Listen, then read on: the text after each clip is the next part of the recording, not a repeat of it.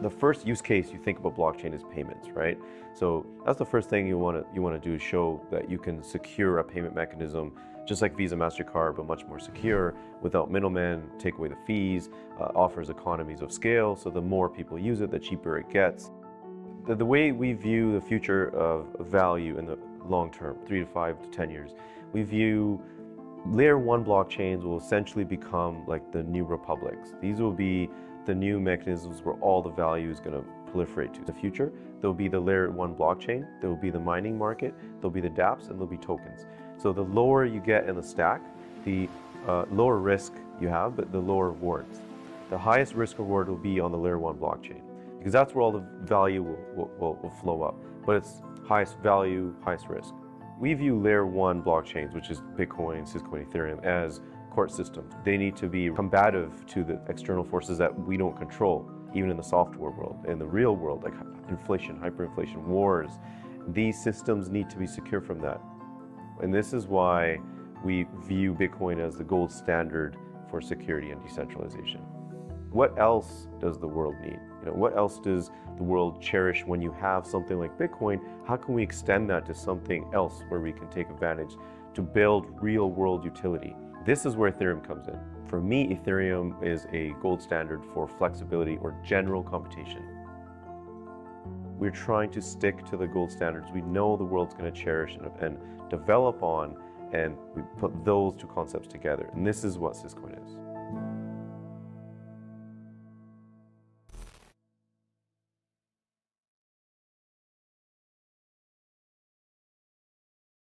What's up, people? We back. In case you're not familiar with who I am that Hotep Jesus dude. That Hotep Jesus dude. That Hotep Jesus dude. Hotep to the family.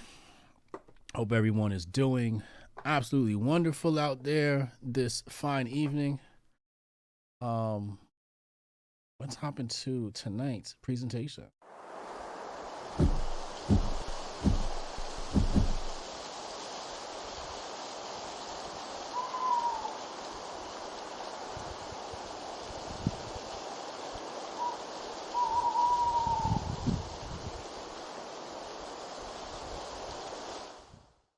Shout out to Sean Coakley. He does all the wonderful animations.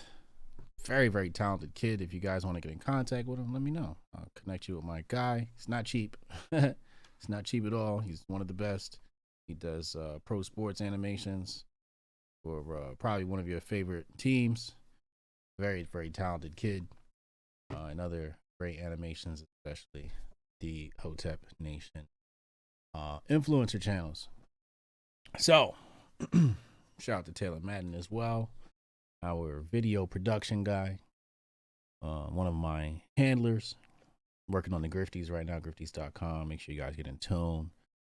Been in touch with Tim Poole, working on hopefully making the Grifties a in-person experience. You guys come out to the award show, hit the one, or type Hotep in the box if you're gonna come out to Washington, D.C. and hang out with us for a live Grifty Award with some of your favorite personalities presenting awards, including the Tim Pool cast.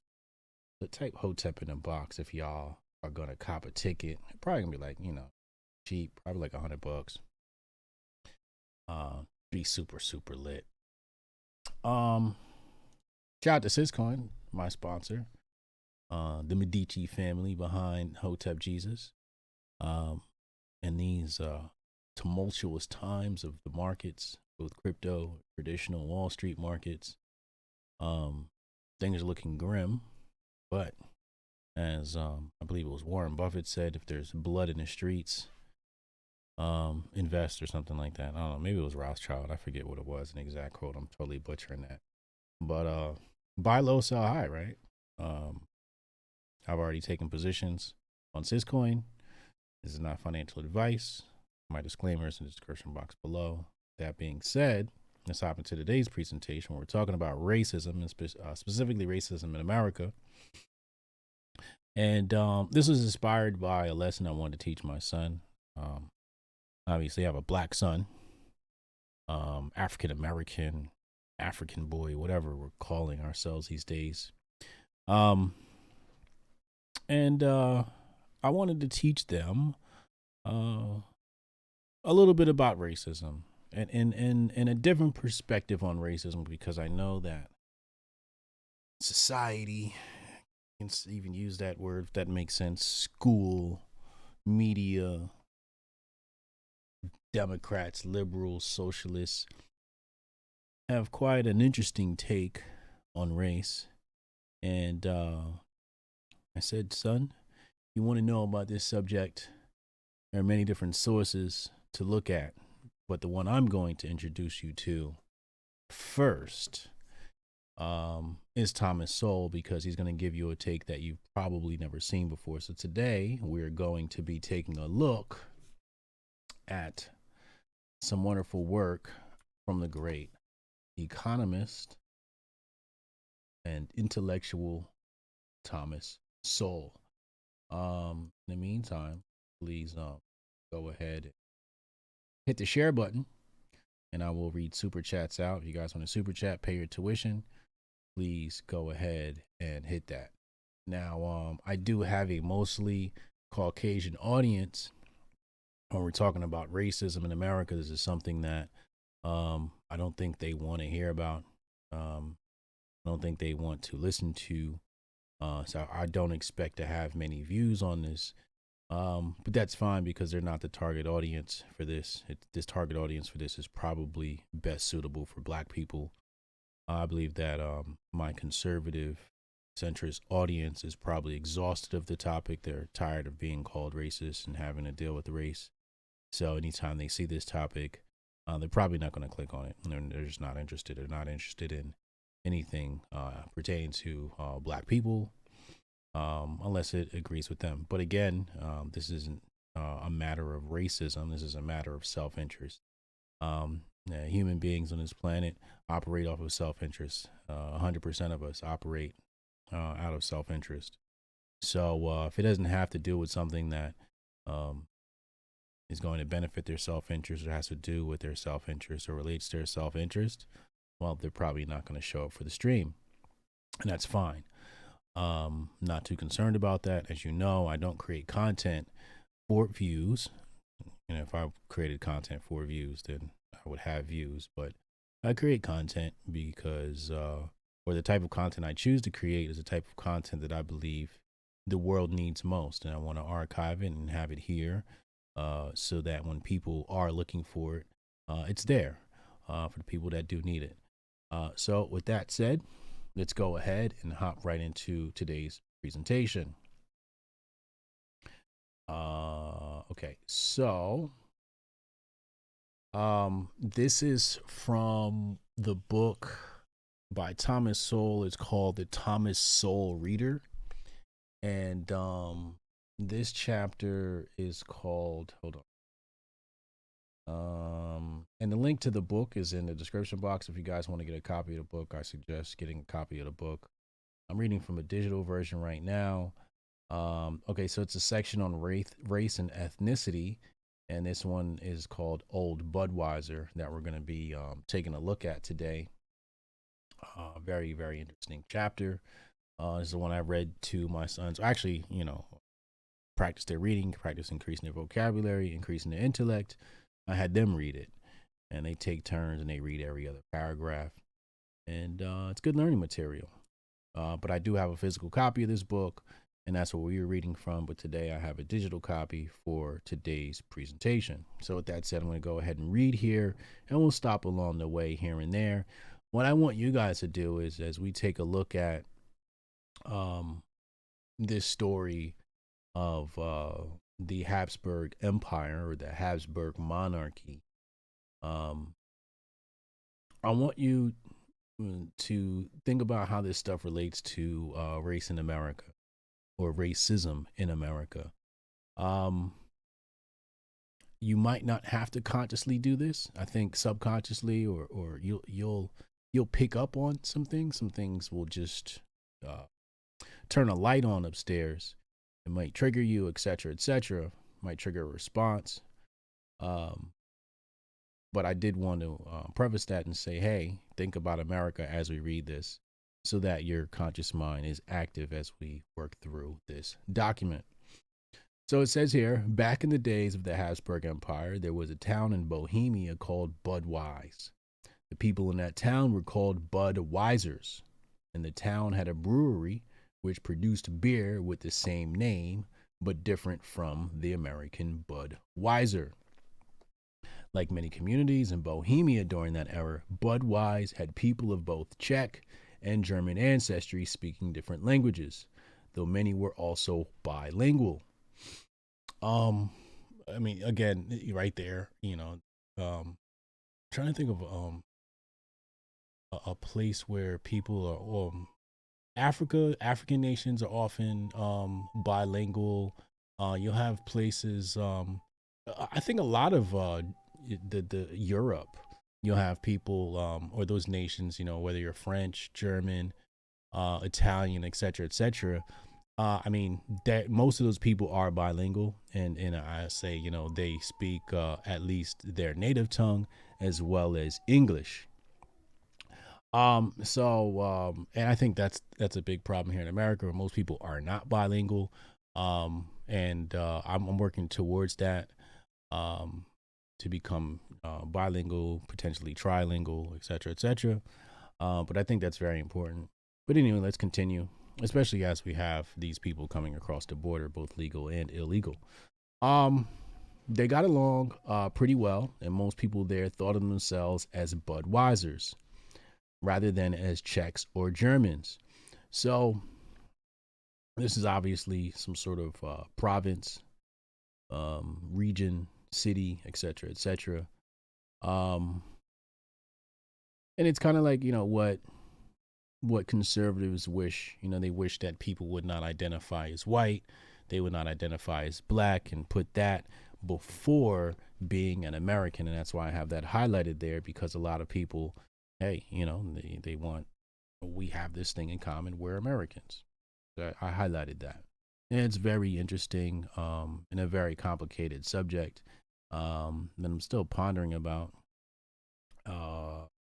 as it pertains to black people practicing tribalism or nationalism exclusively for black people, and how to balance that with being an American. So I'll leave that conversation for another day, as I'm still pondering on that complication. So we continue, and he says, but that would later change for the worse, not only in Budweis, but throughout Bohemia. The mayor of Budweis spoke both Czech and German, but refused to be classified as a member of either group. His point was that we are all Budweisers. Okay, that's a very admirable thing for the mayor to do. As with virtually all groups in virtually all countries and in virtually all eras, there were differences between the Germans and the Czechs in Budweis. Germans were more educated, more prosperous, more prominent in business and professions. If we were to relate this to America, I guess this is white people, right? And the Czechs would be black people. Let's just pretend that's what that is, right? To sort of overlay our racial disparities on this story. It says the German language at that point had a much wider and richer literature. The Slavic languages, having acquired written versions centuries later than languages of Western Europe, educated Bohemians of whatever ethnicity were usually educated in German. So, if you're black, obviously your native language is not English. However, we are educated in English. English obviously comes from England and the English people, and English is actually a Germanic language. So without the Germans, you don't get English. So English is basically of German descent, and we all know that black people are not of the Germanic tribes. So our native tongue is definitely not However, we are educated here in the United States, so English is our language, similar to the Czechs having to learn German. Let's continue. Those Czechs who wish to rise into the upper echelons, whether in business, the military, or the professions, had to master the German language and culture in order to fit in with those already at the higher levels. And that's quite interesting because I have found that it depends on what kind of Caucasian person, mostly the pretentious type and ignorant and uppity. If you don't use the Queen's English, or you have too much slang in your vocabulary, or you do not pronounce your words properly, they tend to get annoyed. These particular Caucasians, and even uppity blacks say, "Oh, he doesn't speak properly. He doesn't know how to pronounce his words. He says 50 cent. He doesn't say 50 cents. He say 50 cent." They get perturbed when you don't speak proper English. In fact, they won't even watch your content if you don't sound English enough. In fact, I forget what it's called. I think it's called Newspeak or something like that. But there's a certain thing that they practice in news media where they try to have a non-accent. The news media in most regions try to have a non-accent, basically saying you can't identify me as a New Yorker, and you can't identify me as a Floridian. You definitely can't identify me as somebody from the Deep South. So you won't see people with hard accents usually in a newscaster seat, because they like to have this generic accent. And this just goes back to, again, self-interest and basic psychology. People gravitate to things that are like themselves. Okay. So if you want to rise the upper echelons in business, et cetera, in America, and you're a black person, or Czech in this case, you might want to modify your grammar and be up to speed on syntax of the language, et cetera. Otherwise, you just won't be accepted, or they'll look down on you, think you're stupid. Although how you speak usually doesn't have much to do with intelligence, but that's another story for another day. So let's continue. People on both sides learned to live with this situation, and Czechs were welcomed into the German cultural enclaves in Bohemia when they mastered that culture. So like I said, you master the culture, you rise the ranks. And, another thing about mastering the culture in America is the business suit. If you were to try to have your own little style, probably wouldn't rise the ranks as fast as somebody who's willing to throw on that suit and tie. The suit and tie, your average Caucasian American enjoys seeing their people in that suit and tie. They'll accept a Negro or a black person faster if they have this suit and tie on, as opposed to, something maybe Islamic or something more traditionally African. They'll, like I said, it comes back to basic psychology. People want to see people like them and in their culture. So if you, the more you acclimate and assimilate to the culture, like they said, of Budweisers here in America, the better off you'll be, and you'll rise into those cultural enclaves. It says in Budweisers, they could all be Budweisers. We talked about that already.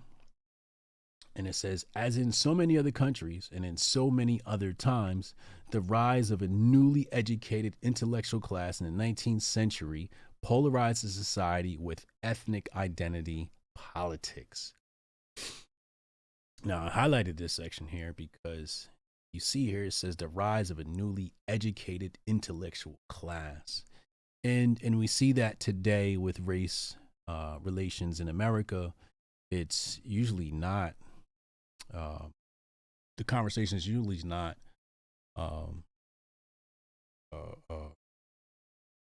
carried by the working class. It's usually by the intellectual class. It's not usually by the rank and file. It's your Huffington Post, your Damon Young, upper echelon Negroes, upper echelon whites, liberals, your college educated types. These are the people who are going to drive this conversation forward about ethnic identity, politics. These are the people that are going to try and polarize our society with their newly educated ideas, et cetera, et cetera. So, as you can see here, in the 19th century, 1800s is no different than what we're dealing with today. The educated intellectual class thinks they know better, and here they come screwing everything up. So anyway, let's continue before I spoil the end. All over Bohemia, the new Czech intelligentsia urged Czechs to think of themselves as Czechs, not Bohemians or Budweisers or anything else that would transcend their ethnic identity. So this goes back to what I was talking about before. It's the type of thing where they're, I guess in intelligentsia now, it's transcended race a little bit. Now it's about, hey, identify as trans, identify as gay, identify as lesbian, identify with these different pronouns. So race sort of has taken a back seat to some of these other identities. Now, I've told you before, Black Lives Matter was really just a ruse, and it was created to push the rainbow agenda. It just is what it is. They said it's explicitly on their website. And so that's what you see here, the polarization based upon identity politics. So it says here, all over Bohemia, the new Czech intelligentsia urged Czechs to think of themselves as Czechs, not Bohemians or Budweisers or anything else that would transcend their ethnic identity. So there is no unity behind us being American. It's like, no, I'm all these different things. Demands, it's about sex too, right? I'm a woman, hear me roar or whatever. Demands were made that street signs in Prague, which had been in both Czech and German before, now be exclusively in Czech. This is kind of like, propping up George Floyd statues everywhere, Black Lives Matter murals, and writing Black Lives Matter and on the concrete in D.C. and all this other, even the tearing down of statues is wholly a machination by the intelligentsia. Quotas were demanded for certain percentage of Czech music to be played by the Budweiser Orchestra. And we're seeing that quota thing play out here in America now. Ain't nothing new under the sun. Got to have a certain amount of black movies on Netflix, and we got to have a certain amount of black representation in Marvel and in universities and in all sorts of different places, right? The funny thing is they demand quotas based upon the most trivial things like skin color and ethnicity, but they don't demand quotas of a representation of ideology. Imagine if they said, hey, look, you believe in communism? Cool. We're going to have some communists here. We're going to bring some conservatives in. We're going to bring some libertarians in. We're going to bring some ANCAPs in and some Hoteps. And we're going to have quotas based upon ideology. Let's do that. They don't do that. That would be a little bit too deep for them. They want to keep things very surface level. And they want to, and the funny thing is the quota today would be, hey, we want more blacks, but it's got to be the right type of black. It can't be a conservative black. Can't be a libertarian black. Can't be a capitalist black. No, we want a black who isn't in complete alignment with ourselves. So they want homogeneity of ideology.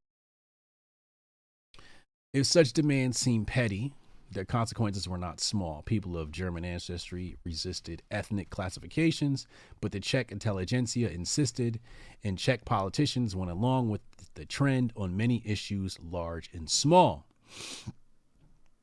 So yeah, I should have highlighted this. This is an interesting point that I had not caught previously. If you guys like the super chat, I will read super chats at the end, answer questions and comments, etc.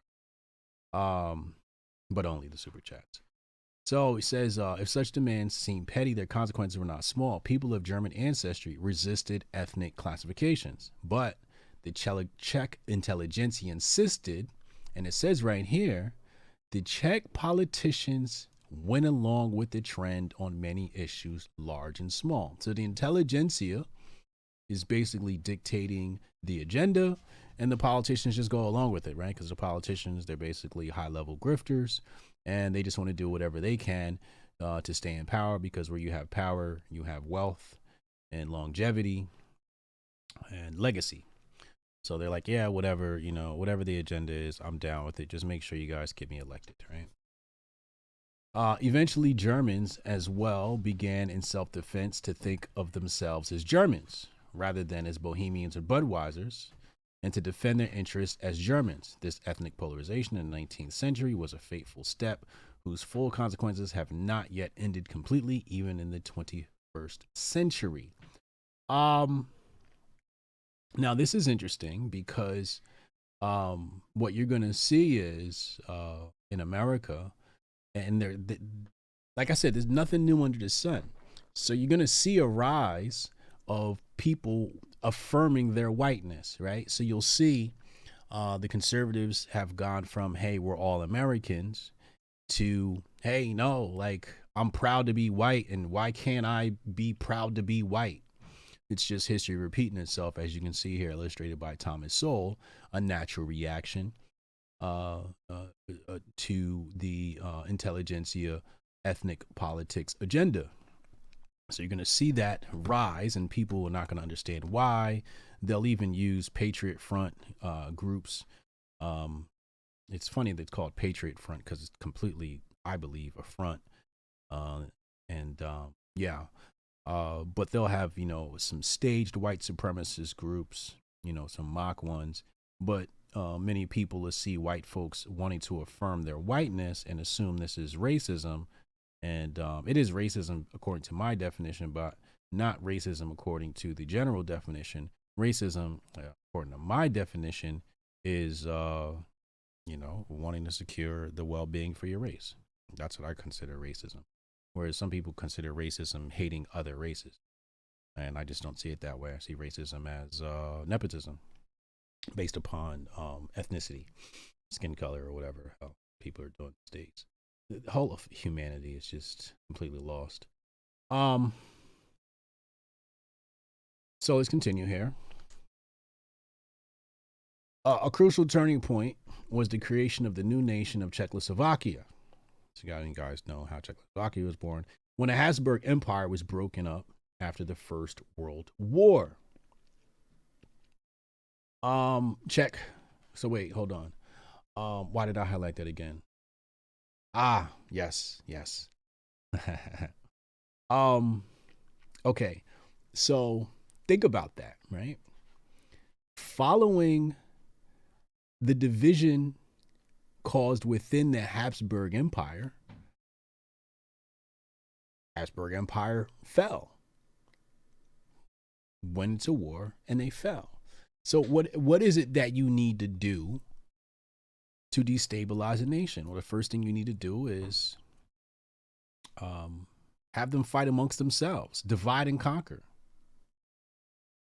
So you can see the sequence of events there. Thomas Sowell doesn't allude to that here, but I'm checking the timeline of events, and that's what I'm seeing. I'm saying, okay, we want to take control over specific regions, probably the banksters, and they are wholly in charge of, if you got the money, obviously you're going to be the ones financing educational institutions and creating the intelligentsia and giving them their ideology and indoctrinating them. And then what happens? You have the nation fight amongst themselves. That makes the nation weak. And then the Habsburg Empire falls. This is sort of like when I talk about the Russian Revolution, French Revolution, the Ottoman Empire Revolution, and the German Revolution.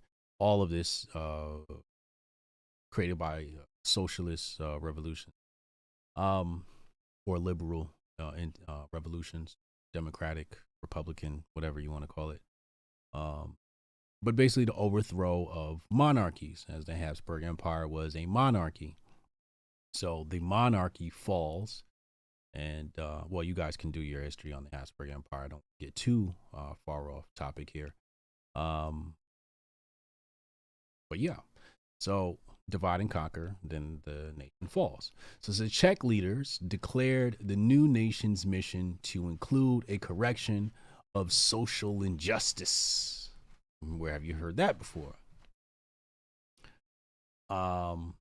So as to put right the historic wrongs of the 16th century. So basically, if we were to overlay this over America, this is, America has to correct its wrongs as it pertains to slavery, right? Let's continue because this is all tied in. Let's say, what were those wrongs? Czech nobles who revolted against the Habsburg Empire back in the 17th century were defeated and had their lands confiscated and turned over to the Germans. I fully believe that the African American, his Uncle Hotep would call him the Shine, are natives, African, Caribbean, but definitely indigenous to these lands. And they lost. They lost the war. Andrew Jackson kicked some ass, and they lost the war. And your land's confiscated and turned over to the colonists. Just plain and simple. Presumably, no one from the 17th century was still alive when Czechoslovakia was created in the 20th century. But Czech nationalists kept the grievance alive, as ethnic identity ideologues have done in countries around the world. So here he says it's the same thing, right? Like, none of us here today were alive during slavery. We just weren't. Everybody from slave days are dead. But we still got to relive that, right? And still have to deal with that for some reason. Government policies designed to undo history with preferential treatment for Czechs polarized the existing generation of Germans and Czechs. Again, that's what we see here in America. Concessions made to minority groups. Even post-Civil War, concessions were made to the African American, or whatever we're calling them, black people. Concessions were made, and poor whites in the South were absolutely devastated because they said, we fought this war and we're still poor and dusty. And here you are giving these concessions to black folks. Fuck them niggas. Can't really be too mad at them. Bitter German reactions led eventually to demands that the part of the country where they live be united with neighboring Germany. From this came the Munich Crisis of 1938 that dismembered Czechoslovakia on the eve of World War II. Hold on. Eventually demands part country live be. So, that could kind of get interesting, right? So this is where you like force people to get along, I guess, right? Demands that part of the country where they live be. Well, no, I'm sorry, no. This is Germans wanting, because you had the Habsburg Empire, you got Austria. There's another part I'm forgetting of this whole German region or whatever, and they're basically like, even Dolph was like, hey, I want to unite Austria because Austria is technically German and we're all German. So, you have that type of situation. So here he says, when the Nazis conquered the whole country, the Germans now lorded over the Czechs. After the war, the Czech reaction led to mass expulsions of Germans under the brutal conditions that cost many lives. Today, refugees in Germany are still demanding restitution. If only the grievances of past centuries had been left in the past. If only they had all remained Budweisers or Bohemians. Now, the funny thing is, the Nazis come into power mostly because of the destabilizations in these regions. The destabilization of Germany, the unfair idea of the Versailles Treaty. I mean, the Versailles Treaty was just completely ridiculous. Let's just be honest. It was absolutely ridiculous. Who's supposed to really agree and stick to the terms and conditions of the Versailles Treaty if you're a German? So yeah, a lot of these things bring the Nazis into power. Thank you, Bavarian. That's the other one I was thinking of. Bavaria. Yes, these are also ethnic Germanic peoples. So in conclusion, what we can say here is that a lot of the racial tensions that we're dealing with here in America are wholly created by the intelligentsia. Intelligentsia are indoctrinated by the institutions. Institutions are propped up by the banksters. And a lot of this comes back to divide and conquer. The question is, who is going to conquer America? Is America being conquered, or has America already been conquered? If you've read my document, my book, hold on. The Patriot Report, Unmasking the Conspiracy of Money and War. You already know America has been conquered already by the banksters. It was conquered basically from the very beginning. Andrew Jackson tried his best to save us. Jefferson tried his best to save us. Justice Brennan, Justice Marshall tried their best to save us. To no avail. Here we are, conquered by the banksters. It just is what it is. Jay Pylon, $2 super chat. He said, elite push for the ostracization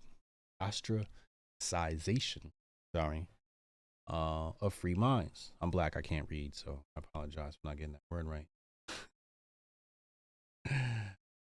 Woodrow Wilson, yeah, Woodrow Wilson. Yeah, there's a whole chapter in here on Woodrow Wilson that you would definitely enjoy. So I in some parts you probably aren't privy to, especially his relations to William Jennings Bryan and Churchill. Yeah, a whole bunch of other characters. Who was the other one? Colonel Edward Mandell House. Yeah, these are the characters that had tremendous effect on how we live our lives today, basically. Ladies and gentlemen, I appreciate you tuning in for tonight's presentation. Keep it high and tight. Tomorrow is Wednesday. I'll be back tomorrow with we'll be live on Twitter Spaces with Wendy O. Not sure what we're going to talk about yet, but we'll be live on Twitter Spaces tomorrow night at 10 p.m. Eastern Time.